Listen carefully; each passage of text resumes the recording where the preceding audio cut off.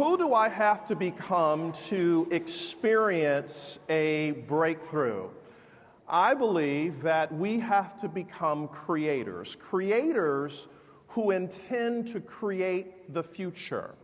Why? Research says that within the next decade, 250 million knowledge worker jobs will be eliminated due to automation. But I believe it's the greatest period and greatest moment in history for creators to understand what is my calling, what is the thing that I'm going to commit to, and what is that connection.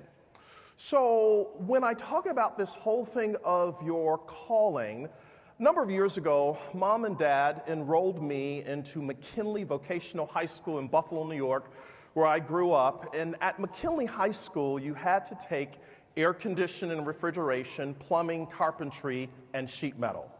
And I failed all the classes. And as if I didn't have sense enough, I went out for the football team and I got cut. I went out for the basketball team and they said, "You are not the next Magic Johnson." I went out for track and field and they said, "You are a little slow, you need to do cross country." And I think the coaches felt sorry for me and I felt sorry for me. So my parents transferred me over to Bennett High School, and it was at Bennett High School in Buffalo, New York, where I met Miss Rita Lankus, who was my English teacher, and she said to me, "Young man, I want you to write a speech and give it before the entire school." And I said, "Okay." And what I recognized is that Miss Lankus became a critical piece to the puzzle of my life because she saw something in me that I didn't see in myself. I believe that when it's time for you to step into your calling, you will discover that there are people that come in your life and people that come through your life, and they are carrying a piece of information that will cause you to go to another dimension. My mentor said to me a number of years ago, a gentleman by the name of Dr. Mark Sharona, he said to me, "You weren't born to fit in, you were born to be brilliant." And the moment he said it, it unlocked something in me, because what I began to recognize is that when I was at McKinley High School, I was chasing after something that was not a part of my calling. And I believe, ladies and gentlemen, when you are a creator, you will discover the thing that you want wants you. You would never have a desire for something unless you already had the capacity to make it happen. So when it comes to really understanding your calling, the question becomes, are there some things that we have to let go of? So I want everybody to do me a huge favor. Everybody hold up your arm where your watch is. Hold up your arm where your watch or piece of jewelry. And would you be so kind to take your watch or piece of jewelry off and put it on the opposite wrist? Watch or piece of jewelry, put it on the opposite wrist. And if you don't have a watch or piece of jewelry, borrow something from your neighbor and tell them I'll give it to you the next time I see you. You might find your stuff on eBay, all right? So here's the question. How does it feel having the watch or piece of jewelry on the opposite wrist? How does it feel? Strange, weird, awkward? Let me ask y'all a question. What time is it? All right. Now, that's a trick question. The most popular question at Disney is, what time is the 3 o'clock parade? That'll hit some of you later on. I know we're moving quick. Here's what I've discovered. The reason sometimes people never find their calling is because they have emotional equity in the way they've always done it. And all of a sudden, when it's time to let go of what they've been doing, they're like, wait a minute. But I'm going to invite you for the remainder of the day to leave the watch on the opposite wrist to serve as a reminder that if I intend to experience brilliant living, what is it that I intend to do? And I believe as a creator, once you tap into your calling, then you must say, what is that commitment that I'm going to make? A number of years ago, when I went to work for one of the greatest organizations on the face of the earth, that being the Walt Disney World Resort, one of the joys at Disney back in the day is you receive an inner office yellow envelope with the string around it. That's old school. Some of y'all don't remember that. And there would be an invitation inside, and the invitation was to have breakfast with the president. So sure enough, interoffice mail came, and I got my invitation, and it said arrive at Disney Shot and Beach Club Resort at 7:30 a.m. on a certain day. Well, being the eager beaver that I was at that time, I decided to get there at 6:45 a.m., and I have a confession. I did something that I am not proud of. When I walked into that room, I noticed that there were name cards on the table where everybody was supposed to be sitting, and I noticed that my name card wasn't next to the president.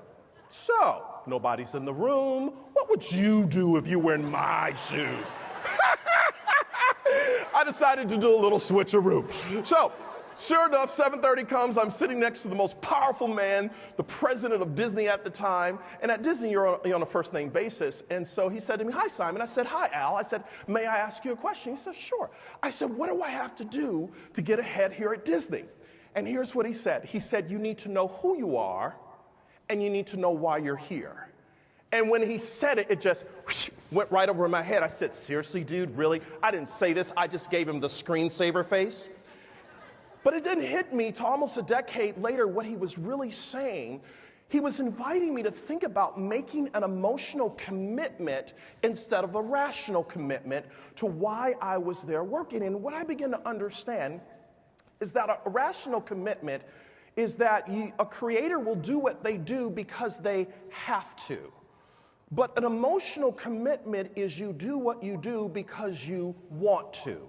And I believe when you have the want to, as a creator, you will get a chance to, and you will discover how to, because when you make that emotional commitment, you become an emotionologist. An emotionologist understands that whenever they walk into a room, that they are not in the room is in them.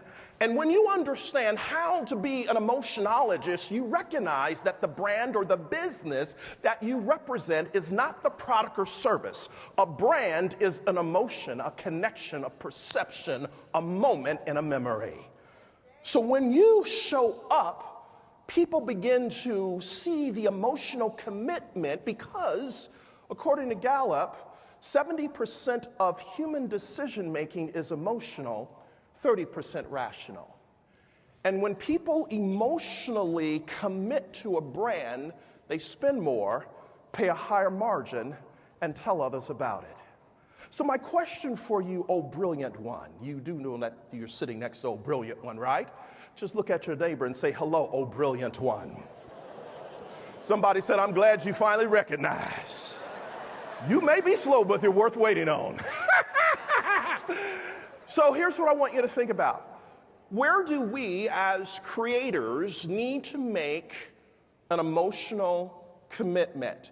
I want to invite you to write these numbers down. Write these numbers down. Please, ma'am, please, sir, write down 15, 7, 30, 90. 15-7-30-90. And if you play these numbers in the lottery and they hit, don't forget about your new best friend. Okay, so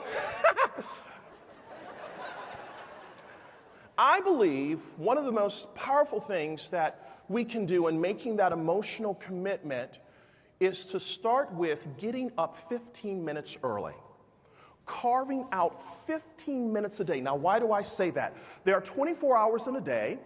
Average person sleeps for 8 hours, works 8 hours, so 24 minus 16 is 8. If we say that you need another 4 hours to commute, get ready for the day, spend time with loved ones, your baby or your boo, that means you're left with about 4 hours. So I believe we can find 15 minutes. But I want to invite us to think about how do we take the 15 minutes and chunk it down into 3 5-minute segments. The first 5 minutes, I want to invite us to think about how do we begin to just meditate. Just get quiet. Because sometimes in making an emotional commitment, we discover that there is a difference between being busy and being effective. So the second 5 minutes is to read or listen to something that inspires you. If you went to dictionary.com and typed in the word inspire or inspiration, one of the entries that would pop up would say to breathe life into. So you cannot give what you have not received, you cannot do what's not been done, and you cannot be who you've not become. So that second 5 minutes to read or listen to something that inspires you is to infuse you so you have something to give. Third 5 minutes, stretch and get aligned with the day. Rabbi Harold Kushner teaches an amazing concept called emotional congruence. Rabbi says when you're operating in emotional congruence, everything that you think, everything that you say, and everything that you feel is in full alignment. When you are in full alignment, you have internal integration for external execution. But it starts with 15 minutes a day. Now, here's how the formula works. 15 minutes a day creates 7 days a week. 7 days a week creates 30 days. 30 days creates 90 days. So net takeaway, if I am to be a creator who experiences a breakthrough, live my life in quarters. Every 90 days, how did I get to this point? Well, it's because of the behaviors and habits that I've had for the last 30, 60, 90. How did I get to this point? Based on what I've done for the last 7 days. How did I get to this point? Based on what I've done 15 minutes a day. I believe when we make that emotional commitment, we will discover that not only will we slow down in order to speed up, but as a creator, we'll discover that a paycheck is given to people who show up. But opportunities are given to people who work beyond what they're paid to do because of that emotional commitment. Now, after we think about our calling and we've made the emotional commitment, we then have to say, what is that connection? A few years ago, I was invited to South Africa to speak at an event, and I went to a dinner that night that was being given by the host, and had individuals sitting on both sides of me. And the young man to the right of me, we started talking, and I said, "What do you do?" And he said, and he looked at me, he said, "I'm a slashie." And I said, "What's a slashie?" He said, "I'm a digital photographer slash, I'm a fashion designer slash, I'm a computer programmer slash." I said, "A slashie." I said, I came all the way to South Africa to get free.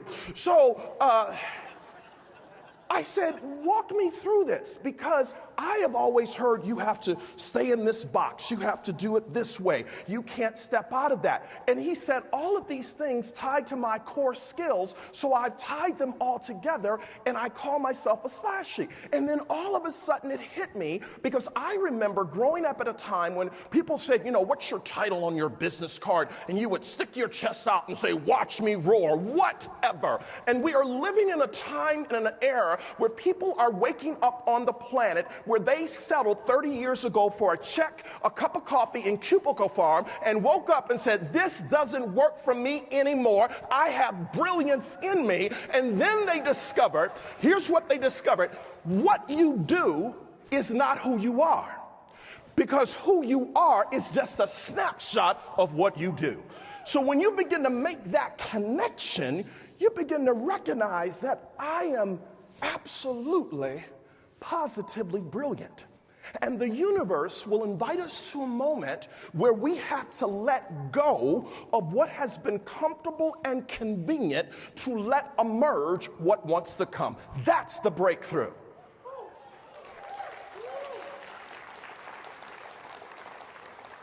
So allow me to upload into your hard drive a few thoughts. When I understand the power of connection, I recognize that the real job of a leader is never to motivate anyone. The job of a leader is to invite people on a journey to discover themselves while they're following you. That's the job of a leader. When I understand connection, I recognize that success is inconvenient. Because if it was convenient, everyone would be successful. So to the degree that you are willing to be inconvenienced, oh brilliant one, is the level you will tap into your calling, your commitment, and your connection. Here's something else to consider. In life, there are only two things we do. We enter through birth and exit through death. What you do from the entrance to the exit determines what you do with your life. So when we consider all of this, it reminds me of a time when I received a call from my mom, and she said, "We need you to come home to Buffalo, New York right away." And I got on the plane, flew up to Buffalo, walked into the hospital room, and they said, "We only give your dad a few hours to a few days to live." And it was like the punch in the gut, because I'd always wanted to hear my dad say that I love you. And my dad had never said it. And everything that I had been doing was to get my father's approval and validation that I was okay. And I'll never forget my father, who was a migrant worker from Jamaica 50 years ago. He picked oranges in Mount Dora, Florida, migrated up to Perry, New York, where he picked apples.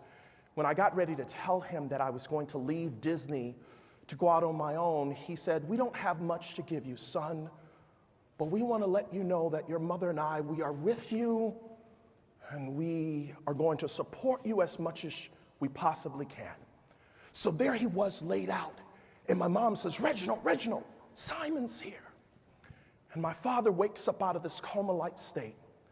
And he says to me for the first time, "I love you, and I believe in you, and whatever you do, put God first."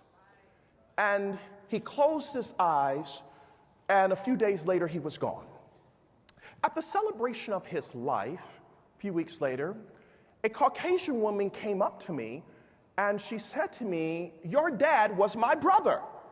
I said, "Really?" You know, all kind of stuff come out at funerals, you know. Funerals become the great reveal. Did you know? You didn't know? Let me tell you. And her husband was standing right next to her, and her husband said, "Yes, your dad was her brother." And what I found out is that my mom and dad used to volunteer at a food pantry for homeless people in Buffalo, New York, that her and her husband ran, and her and my father would talk and solve all the problems in the world.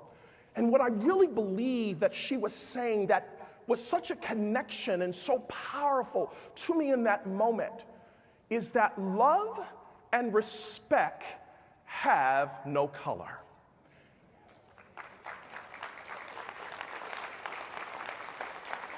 Because when I understand that love and respect have no color, everyone has a piece of the puzzle. I have what you need, and you have what I need, and when we come together, we become better together. In other words, we have to move from me to we. And when we move from me to we, then we really, really begin to understand that brilliant living is all about your calling, your commitment, your connection. So, my friends, I want to let you know, on behalf of my father, who is in heaven, my mother still living, I don't know when I will see you again, but I want to let you know I love you, I believe in you, and there is not a darn thing you can do about it. Thank you very much.